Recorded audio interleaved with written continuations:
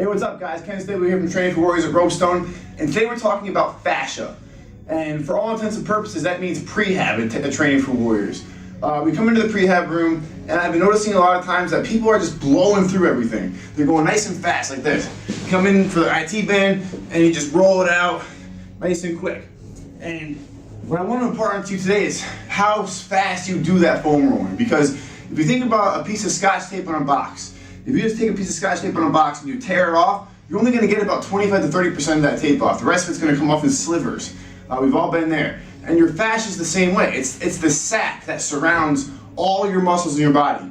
If you think of a big body, like a bodysuit, those green suits that people wear sometimes at big games, that's what the fascia is. The big sac surrounding all your muscles. And sometimes the fascia will stick to the muscles and create adhesions, and that's what hurts.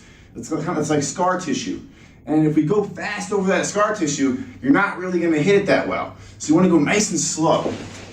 So when I have my IT band, I lay on the side, I roll to the front a little bit, so I'm a little bit on my quads. That way I can dig into that IT band a little bit more. Then I slowly start coming down. And when I feel an adhesion, I go nice and slow, and I'll stay in that spot for 2 to 5 minutes. So if you're in a pinch, so if you come in, you're a little late, you only have 5 minutes to do your prehab, pick 1 or 2 things and go through those nice and slow. You can do the rest at home. Don't try to blow through everything, because otherwise you're not going to get any kind of effect. But say you just pick your IT band and your piriformis. Go nice and slow through those movements, really dig into it, you're going to see a lot better results that way. The other thing I want to talk about is the pectoral muscle.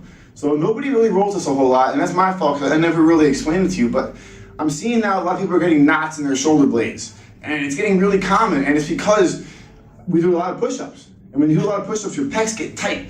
When your pecs get tight, they pull your shoulder forward. What happens is there's a lot of tension now in the back.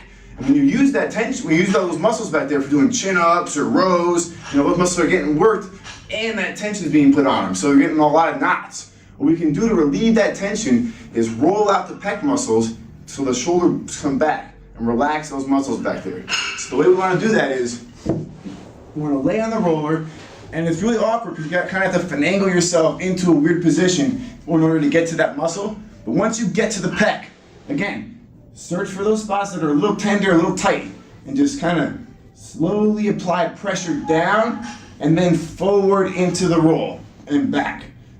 Down, forward into the roll, really dig into the spots you feel, and stay there for a good 2 to 5 minutes, and cycle through these every day. Now the fascia will be like your X factor. It's the X factor to whether you move well or if you don't move well.